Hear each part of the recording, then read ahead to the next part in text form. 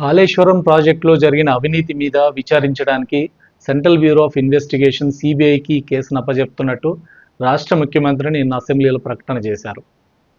CBI నిజాయితీగా విచారణ చేసి నేరస్తుల్ని శిక్షించాలి, కాళేశ్వరం ప్రాజెక్టులో జరిగిన అవినీతిని బయటకు తీసుకురావాలి, ఆ రకంగా ప్రజాధనాన్ని కొల్లగొట్టినటువంటి వాళ్ళకి సరైన శిక్ష పడాలి అనే పద్ధతిలో రాష్ట్ర ప్రభుత్వం నుంచి ఆ రకమైనటువంటి సందేశాన్ని నిన్న అసెంబ్లీలో ఇచ్చారు.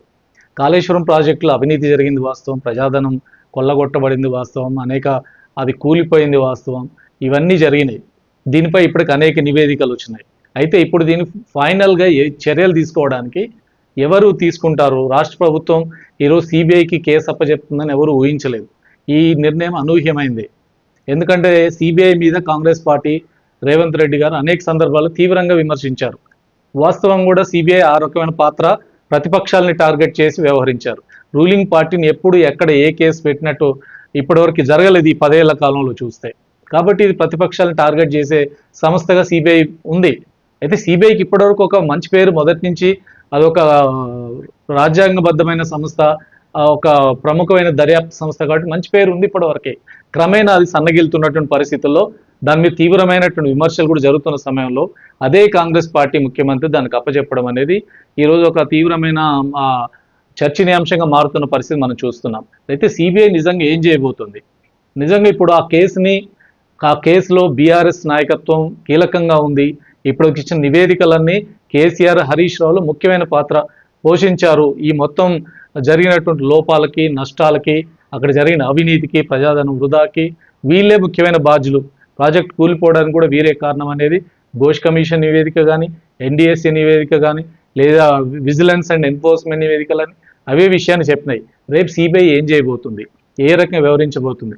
నిజంగా నిష్పక్షపాతంగా దర్యాప్తులో జరిగిన నేరాన్ని బయటపెట్టేదానికి, జరిగిన అవినీతిని బయటపెట్టే ప్రయత్నం చేస్తుందా, లేదా దీన్ని పొలిటికల్గా కేంద్ర ప్రభుత్వం, రూలింగ్ పార్టీ బీజేపీకి తోడ్పడే పద్ధతులు వ్యవహరిస్తుందా?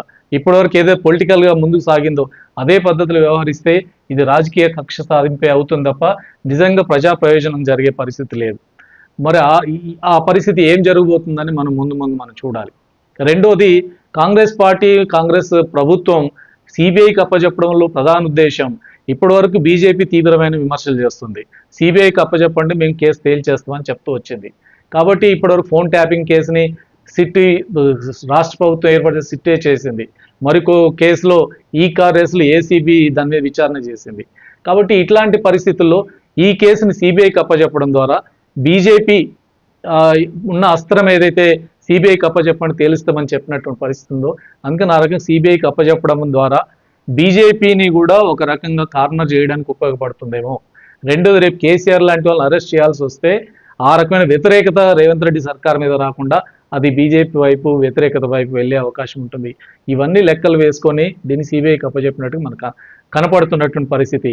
కానీ ఈరోజు రాష్ట్ర ప్రజలు కోరుకుంటుంది, ఇంత భారీ ప్రాజెక్టులో అవినీతి జరిగింది, కొల్లగొట్టారు, దీని మీద నిష్పక్షపాతంగా జరగాలి, నిజమైన దోషులు శిక్ష పడాలి, ప్రజాధనం, వృధా అయిన ప్రజాధనాన్ని తిరిగి రాబట్టాలి. ఆ రకంగా జరిగితే ప్రజలకు విశ్వాసం సిబిఐ సంస్థ కానీ, రాష్ట్ర ప్రభుత్వం మీద కానీ.